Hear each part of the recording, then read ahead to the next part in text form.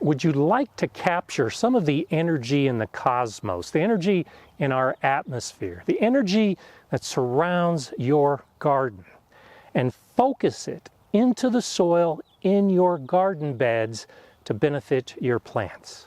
Join me today on this beautiful April 1st as I show you how to make a spherical antenna and get started in Wooloculture.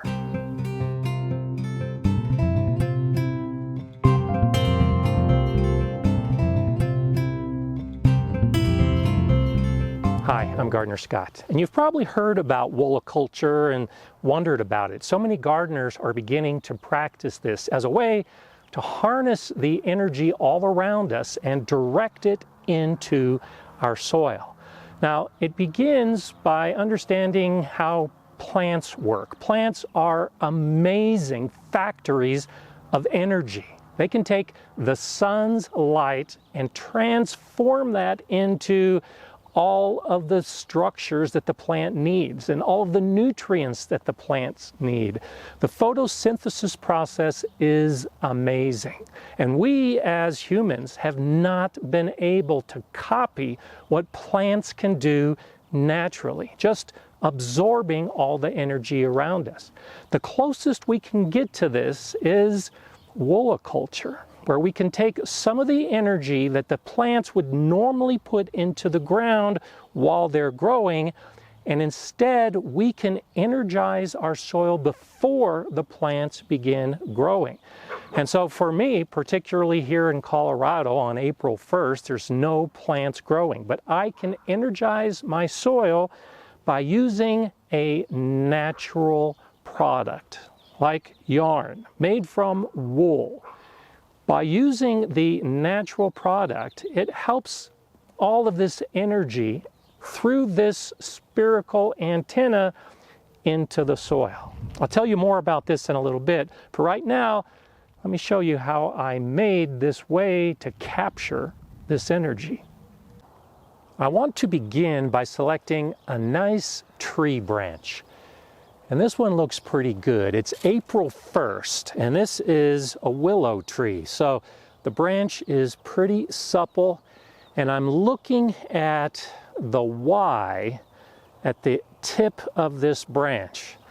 This looks ideal. I want plenty of this supple wood to work with. So we've got the Y formed at the end of this branch. And then I'll go ahead and come back. I want plenty of wood to work with, so I'll make a cut all the way back here, and this will be the main structure. I recommend doing this on April 1st because you can see all the new bud development on these branches.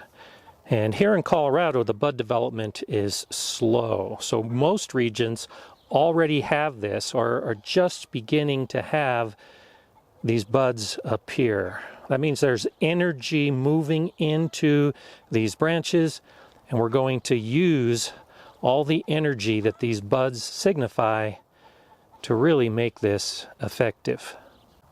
This project is very easy, and there's only 3 components. We already have our branch. We need wool yarn, and this is very important for the Wooloculture. And then we've got juicy fruit gum. And I'll be talking about each of these individually.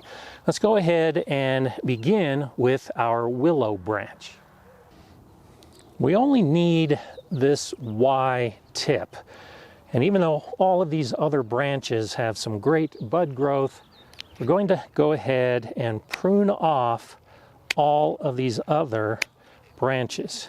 Make sure you don't disturb the primary Y, but the side pieces can all go. So I'll cut all of these off and give us the basic structure that we're going to use for our spherical antenna. With all of our components ready to go, let's go ahead and take this point to start with our first piece of juicy fruit gum. This isn't going to take long, but you'll save yourself a little bit of time if you go ahead and start chewing it right now. Now, I like juicy fruit because you really want a fruit-based gum. All plant-based gums will work, but I think the fruit-based ones are better. So cinnamon gum will work, peppermint gum will work, but the fruit gums, like juicy fruit, and especially fruit stripe gum, if you can find it, those are ideal. So while I'm chewing the gum,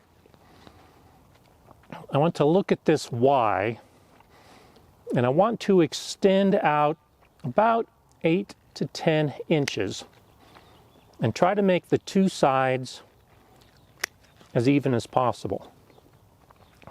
And then I'll look at this base.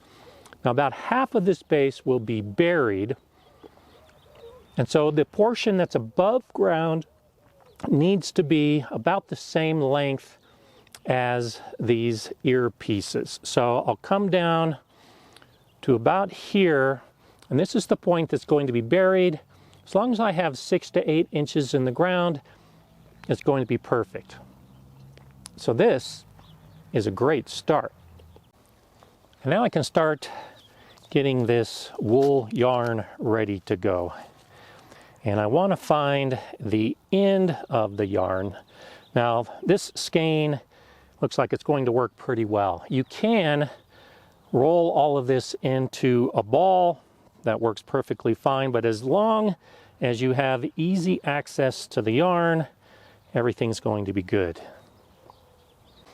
The sun just came out, and this is great because now this wool yarn can begin energizing while we complete our project. So the first step is to take the tip, the bottom end of the branch, and to take our gum and stick it on this end. As we proceed, we're going to need more gum. So let's go ahead and start our second piece of the juicy fruit. Now, I know that the gum is ready to go at this point because it's lost its sweetness. And that's one reason why the juicy fruit and the fruit stripe are so good, because the sugar dissipates so quickly. So I'll begin chewing this one to get to that point where the sugar is no longer noticeable as you chew. And now I'll begin the construction with the tip of the yarn, the tip of the branch, and the sugar cleared gum. We're going to press the tip of the yarn into the gum. We don't want to tie it. This needs to remain loose.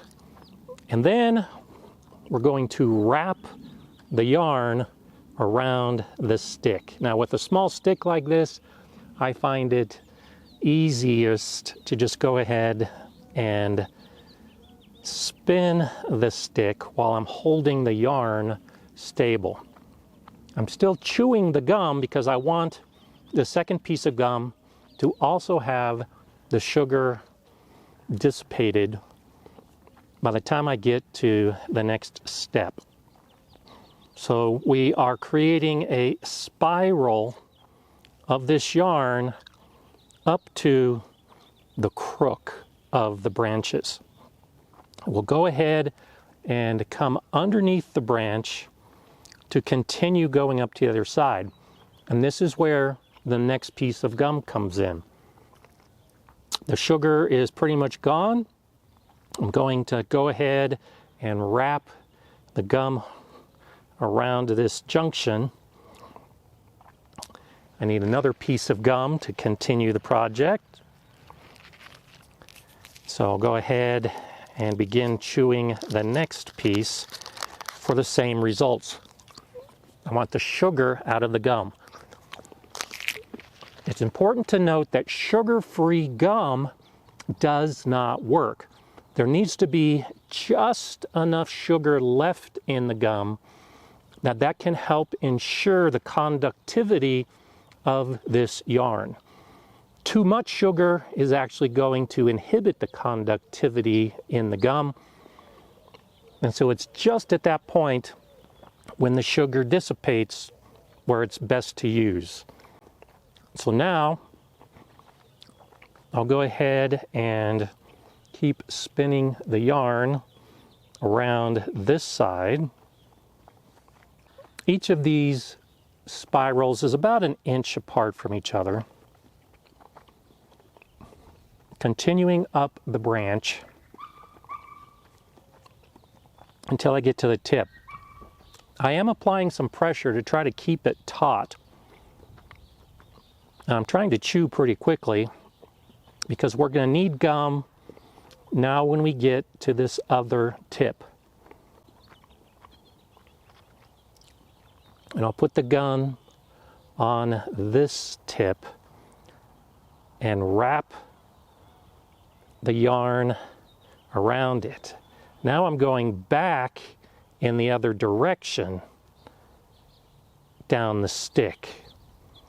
I'll get my last piece of gum started at this point, and then we'll be ready to complete this project.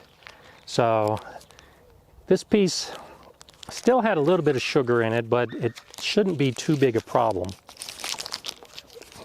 I know for sure this second part of the antenna will actually work out pretty well. The sugar will be dissipated in this last piece.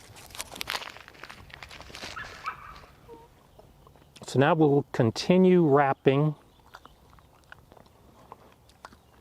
And you can see how we're crossing over the yarn that we had in place before. It's a little more challenging to keep the yarn from unraveling. Want to keep it taut.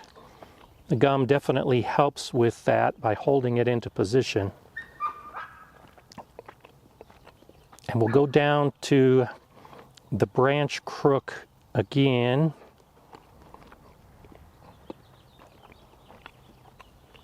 Having a new skein of yarn helps because it unravels pretty quickly and pretty easily. And when we get to the base, I'm sure you guessed it, we're going to go into the gum to help stabilize this. And we will loop it around just to the other side, and then we'll repeat the process. Going up this branch in a spiral, keeping it taut.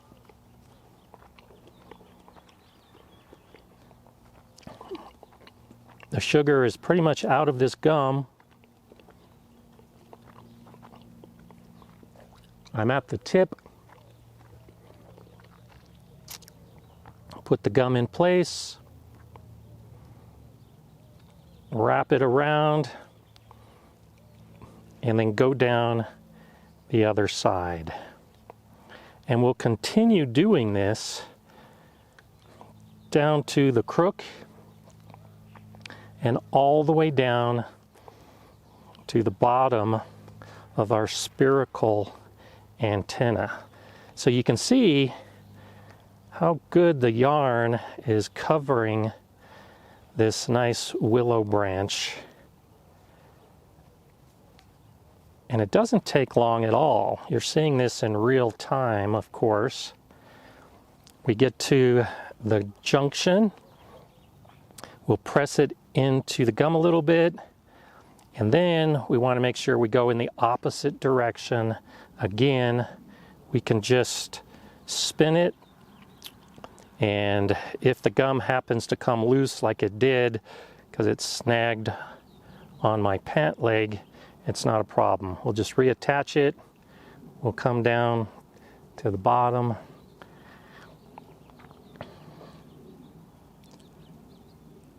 And we're almost done.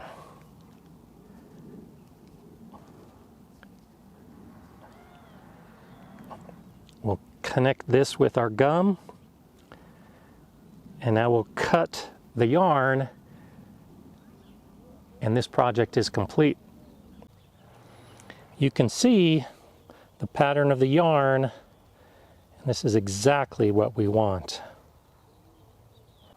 In just a few minutes since I completed this spherical antenna, it's already absorbing some of the energy that we can absorb from the environment. I've left the yarn in place as well because it's also been absorbing some of the energy, and it's been dissipating slowly into the ground. This is going to make it much more effective. So we can move this around to help us figure out the best location for this soil. It's pretty energized there. Ooh, you can see it pulled us right down here. So we'll just go ahead and press it into the soil and let it do its job. As soon as this antenna is in the ground, it's beginning to work. It's already vibrating a little bit because there's a light wind. That energy is flowing into the soil. The sun is out now, which is ideal. And so the yarn and the wood are now absorbing the sun's energy and directing it down into the soil. Even at night, when the moon and the stars come out, all of that fluctuation in the gravity flow across the sky is being picked up by this spherical antenna, and it's being directed down into the soil. And as long as you have a healthy soil, and my soil is loaded with organic matter and lots of soil life that's beginning to populate again since it's warming up in spring, I can Ryanize all of this bed by using this device. Now, it's hard to see exactly what's happening underneath, and you can adjust this. So right now it's directed directly at the sun, and so I use these two branches at the sun.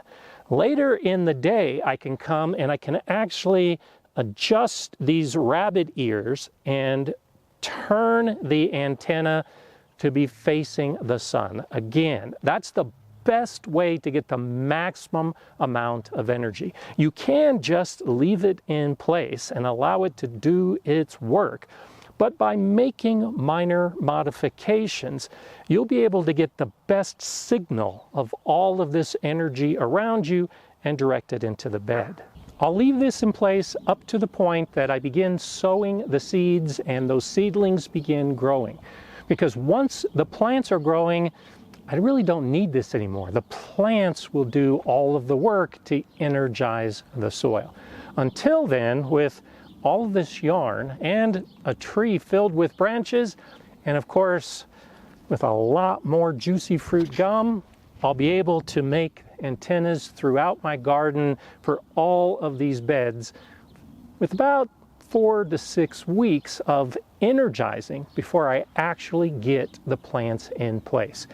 This makes a huge difference. Letting the universe feed your soil, and all you have to do is this simple project. If you want to see more about some of these projects that I like to do on April 1st, go ahead and watch one of these videos next. I'm Gardener Scott. Enjoy gardening.